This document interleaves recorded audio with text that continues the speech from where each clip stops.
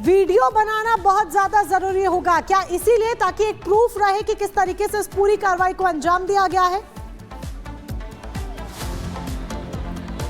देखिए, जिस तरीके से हमने कई बार देखा है ऐसा कि जब भी कोई कॉम्प्लेक्स हो, शॉपिंग कॉम्प्लेक्स हो, स्टोर हो या कोई घर हो, उसका एक हिस्सा जो कोने का हिस्सा होता है वो अवैध होता है, लेकिन पूरा का पूरा घर गिरा दिया जाता है। तो जिस याचिका में इन बातों का जिक्र किया गया था उसको मेंशन करते हुए जस्टिस की ओर से जो बातें कही जा रही है बताने के लिए काफी है कि अगर आपका कोई घर का हिस्सा अवैध है भी तो सिर्फ आप कोना तोड़िए, वो हिस्सा तोड़िए। ये अधिकार आपको नहीं मिलता है कि आप पूरे कॉम्प्लेक्स को गिरा देंगे, पूरे घर को गिरा देंगे। इसी वजह से यहाँ पे वीडियोग्राफी करने की बात कही गई सुप्रीम कोर्ट की ओर से, और ये कहा गया कि भाई अगर आप एक्शन ले रहे हैं तो उसकी प्रॉपर वीडियोग्राफी करवाई जाएगी और उसको सबमिशन भी उसका किया जाएगा, यानी कि रिकॉर्ड्स में मेंशन होगा कि नापा कब गया था और कितना अवैध हिस्सा पाया गया और आपने एक्शन किस तरीके से लिया। तो ये यहाँ पे बहुत सारी बातें सुप्रीम कोर्ट की ओर से कही गई, लेकिन हाँ, बहुत सारी बातें जो है वो समझनी पड़ेंगी आपको कि जो कोर्ट का डिसीजन है वो किन किन चीजों को लेकर के है। जो भी सोशल यहाँ पर अगर बातें कही जाती हैं, चाहे वो अतिक्रमण की बात कर लें हम या फिर हम बाकी जो मंदिर हो, मस्जिद हो, जो पब्लिक प्रॉपर्टी है, उसको लेकर के कोर्ट की ओर से कोई डिसीजन नहीं है, यानी कि जो एक्शन लिया जा रहा है पहले से वो लिया जाता रहेगा, उसको लेकर कोई टिप्पणी नहीं है। ये टिप्पणियां उन लोगों को लेकर के है जिनमें जमीयत उलेमाए हिंद की ओर से या बाकी अलग अलग राज्यों में जो याचिकाएं की गई थी जिसमें ये कहा गया था कि जो वहां की सरकारें हैं बदले की भावना से किसी पर कार्रवाई कर रही हैं, तो उन सब पर सुनवाई करते हुए कोर्ट का डिसीजन ये है कि जो राज्य की सरकारें हैं अगर कोई अभियुक्त भी है तब भी आप उसके घर पे बुलडोजर एक्शन नहीं ले सकते हैं। अगर वो घर अवैध भी है तो आप नोटिस चस्पा करेंगे, उसे अगले को पर्याप्त समय देंगे ताकि वो जवाब दाखिल कर सके। तो ये जो डिसीजंस है ये उन केसेस में एप्लीकेबल होंगे जिन केसेस में शिकायत ये होती है कि भाई अगले पर ये मुकदमा हुआ, दर्ज हुआ, एफआईआर दर्ज हुई और एफआईआर दर्ज करने के बाद घर को मापा गया, पता चला कि घर उसका अवैध है तो पूरा घर गिरा दिया गया।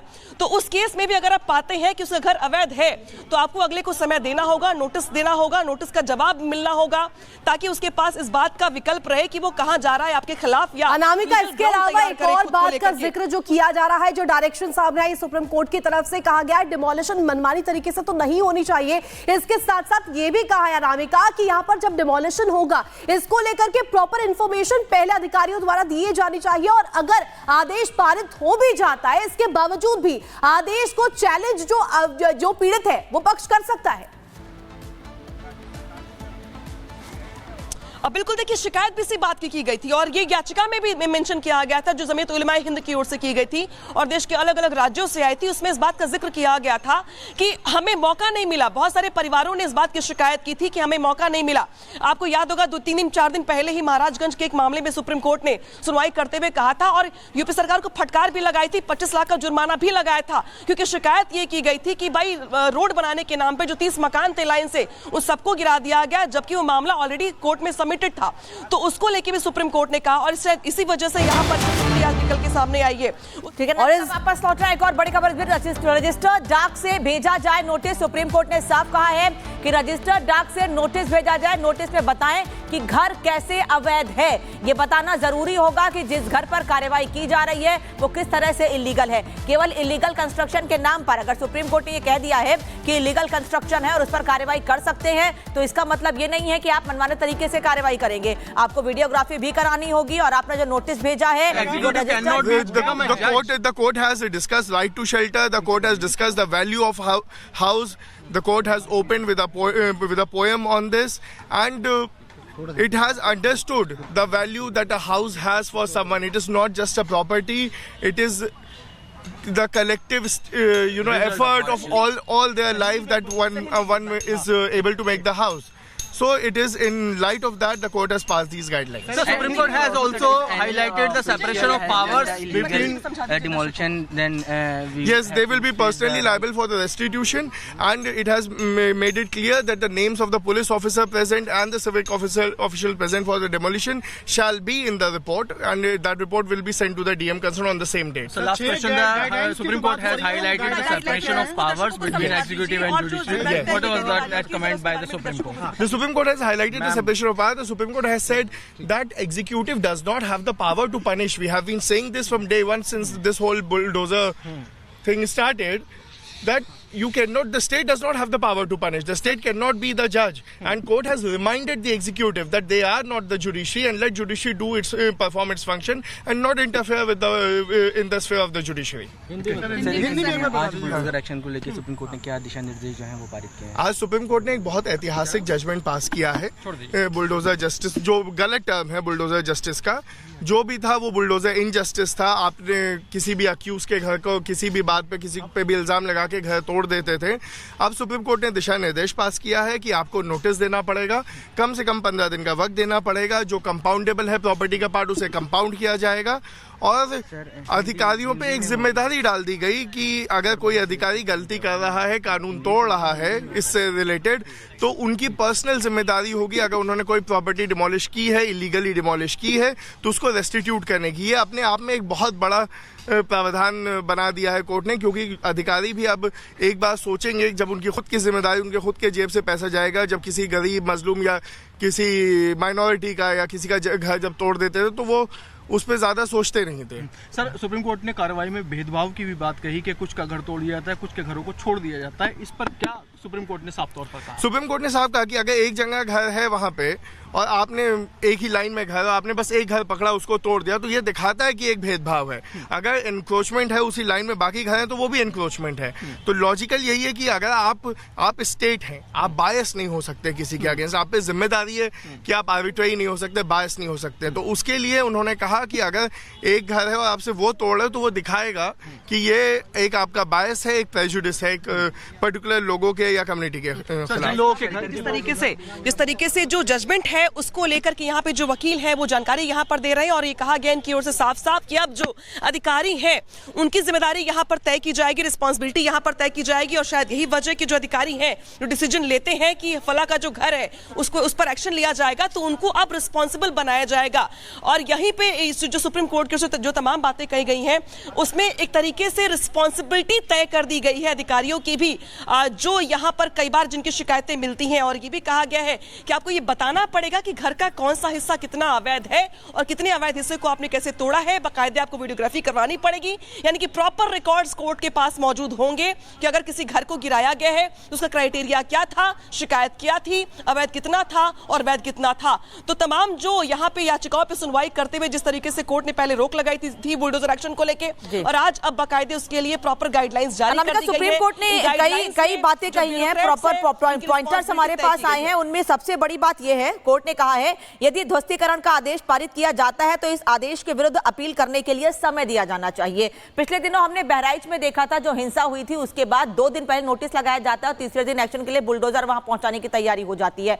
तो क्या यह माना जाए कि बहराइच के मामले को लेके या दूसरे कई मामले ऐसे सामने आए जहां पर नोटिस चस्पा करके तुरंत एक्शन लेने की तैयारी की गई है, इस वजह से कोर्ट को टिप्पणी करनी पड़ी कि आपको प्रॉपर टाइम देना होगा नोटिस चस्पा करने के बाद भी? देखिए, जमीयत उलेमाए हिंद की ओर से जो याचिका की गई थी उसमें उत्तर प्रदेश के बहुत सारे मामलों का और अलग अलग राज्यों के बहुत सारे मामलों का जिक्र करते हुए, एग्जाम्पल सेट करते हुए यहाँ पे याचिका की गई थी। बहराइच की अगर बात जहाँ पे कर रही हैं आप, इसके अलावा अगर याद करें आप तो बहुत सारे मामलों में ऐसा देखा गया है कि अगर कोई आरोपी है तो आज वो आरोपी बनता है, परसों उस पर एफआईआर होती है और अगले हफ्ते उसके घर पे बुलडोजर एक्शन की तैयारी कर ली जाती है। और शायद यही वजह है कि यहाँ पे सुप्रीम कोर्ट की ओर से अपने जजमेंट में इस बात को मेंशन करना पड़ा कि अगर कोई आरोपी भी है तब भी आपको प्रॉपर प्रोटोकॉल फॉलो करवाने होंगे, नोटिस चस्पा करना होगा, टाइम देना होगा। और टाइम अगर दिया आपने, जवाब मिल भी गया आपको, इसके बाद भी आपको यहां पे सबूत इकट्ठे करने होंगे कि भाई घर जो अगले का है वो कितना अवैध है। एक चीज और भी यहां पर मेंशन की गई कि कई बार यहां पर देखा जाता है कि एक ही कॉलोनी में 50 घर बने हुए हैं, लेकिन जो कार्रवाई होती है वो सिर्फ एक घर पर होती है। तो क्यों ना ये मान लिया जाए कि जो आपने जो कार्रवाई की वो बदले की भावना से की है या फिर आपने सोच समझ की रणनीति के तहत की है। तो क्यों नहीं 40 घर पे आपने एक्शन लिया? एक तरीके से यहां पे सुप्रीम कोर्ट की ओर से एक प्रयास ये किया गया है कि जो इस तरीके की कार्रवाइयां होती हैं, या जो हमने कुछ एग्जांपल्स देखे, आपने जिक्र किया बहराइच का, मैं कुछ एग्जांपल और भी देना चाहूंगी आपको। जिस तरीके से अगर हम बात करें प्रयागराज की या वाराणसी की या अयोध्या की, जहां पे बुलडोजर एक्शन लिया गया, बिल्कुल वो तमाम कितना वक्त लिया गया, नामिका देखे हैं। और वही सवाल आपसे करना चाहेंगे इन एग्जांपल्स को देखने के बाद और सुप्रीम कोर्ट ने जिस तरीके से फैसला सुनाया है, जो गाइडलाइंस जारी की हैं, उनके बाद जो मनमानी हो जाती थी हम देखते थे, और पिछले मामलों का जिक्र आपने कर ही दिया है, क्या उस मनमानी पर पूर्णतः लगाम लगेगी, एक विराम लगेगा? देखिए, कोर्ट की ओर से कोशिश यही है कि जो जिम्मेदार अधिकारी हैं उन पर यहां पर एक्शन लिया जाए, उनको बख्शा ना जाए। ये टिप्पणी भी की गई सुप्रीम कोर्ट की ओर से, जवाबदेही तय की जाए, ये भी यहां पर कहा गया है।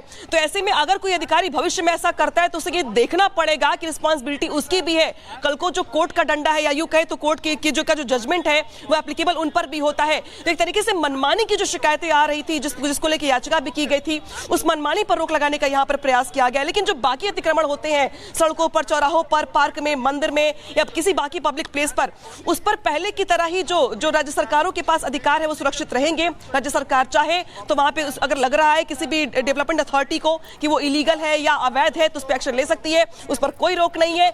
लेकिन किसी शख्स के, किसी व्यक्ति के शॉपिंग मॉल, मार्केट, घर, मकान, दुकान को लेकर के अगर कोई बुलडोजर एक्शन लिया जाएगा तो इसमें जो सुप्रीम कोर्ट की गाइडलाइंस है, जो जजमेंट है, उसका जिक्र किया जाएगा, उसको अप्लाई भी करवाया जाएगा, प्रॉपर नोटिस दिया जाएगा। नोटिस देने के बाद जवाब मिलने का मौका दिया जाएगा। ऐसा नहीं होगा कि हमने आपको नोटिस आज दिया, घर में कोई स्वीकार करने वाला भी नहीं है और कलेक्शन हो गया। कई बार ऐसा भी देखा गया है कि जब घर के अंदर परिवार के लोग मौजूद होते हैं, घर के लोग मौजूद होते हैं, सामान अनामिका, जिस तरीके से आपकी हाईलाइट पॉइंट्स बता रही है सुप्रीम कोर्ट की तरफ से क्या कुछ टिप्पणी की गई है, इसमें एक और चीज ऐड ऑन करना चाहूंगी। जिस तरीके से सुप्रीम कोर्ट ने कहा है कि सत्ता का दुरुपयोग नहीं किया जाना चाहिए, ये भी एक अहम टिप्पणी है और साफ तौर पर कहा है कि अगर एक आरोपी है, एक आरोपी की वजह से सीधे सीधे डिमोलिशन नहीं होना चाहिए। इसको लेकर के प्रॉपर कारण बताओ, नोटिस जारी किया जाना चाहिए और एक आरोपी की वजह से पूरे परिवार को यहां पर जिस तरीके से कहे तो उसे कहीं ना कहीं सफर ना करना पड़े। पूरे परिवार में अगर महिलाएं भी है, बच्चे भी है, वो सड़कों पर ना आए, इस पर भी ध्यान देना चाहिए। देखिए, सुप्रीम कोर्ट ने दो बहुत महत्वपूर्ण बातें कही। उन्होंने कहा कि महिलाओं को, बच्चों को रात में अंधेरे में घर के बाहर देखना, सड़क पे देखना सुखद नहीं होता। और जो जिक्र किया आपने राज्य सरकारों को लेकर के, तो सुप्रीम कोर्ट की बहुत बड़ी टिप्पणी आज निकल के सामने है, जब उनकी ओर से कहा गया कि कार्यपालिका न्यायपालिका की जगह नहीं ले सकता, यानी कि आप जजमेंट नहीं ले सकते हैं कि कौन गुनहगार है, किस पे कितना एक्शन लेना है, कितनी बड़ी कार्रवाई करनी है। कार्यपालिका न्यायपालिका की जगह नहीं ले सकता है। न्यायपालिका अलग है डिसीजन लेने के लिए, कार्यपालिका अपना काम करे, जो प्रशासनिक कामकाज है वो करे। तो ये टिप्पणी अपने आप में बहुत बड़ी है उन ब्यूरोक्रेट्स को लेके के लिए, उन अधिकारियों के लिए जो कम से कम अपने नंबर बढ़ाने के लिए या कई बार मनमाने तरीके से मनमानी करते हुए कोई बड़ा एक्शन ले लेते हैं या पूरे के पूरे कॉलोनी के घरों को गिरा दिया जाता है, महिलाओं बच्चों को रोड पे छोड़ दिया जाता है। तो उन मनमानियों पर रोक लगाते हुए यहां पे सुप्रीम कोर्ट की ओर से जो बुलेट पॉइंट्स दिए गए, उसमें इस बात का जिक्र किया गया है कि आप कार्यपालिका हैं, न्यायपालिका नहीं है। न्यायपालिका का काम है न्याय देना, जस्टिस देना, डिसीजन लेना। आप कार्यपालिका है, कार्यपालिका रिप्लेस नहीं कर सकता न्यायपालिका से। दूसरी बड़ी बात यहां पर यह है कि जब जजमेंट की शुरुआत हुई तो जो एक कविता पढ़ी गई प्रदीप गुप्ता की, उसमें कहा गया कि घर आशियाना सपना टूटे ना किसी का, इसका जिक्र यहां पर किया गया। हमारे सहयोगी अखिलेश यहां पे जुड़ गए ज्यादा जानकारी के साथ। अखिलेश जी, आप अंदर मौजूद भी थे,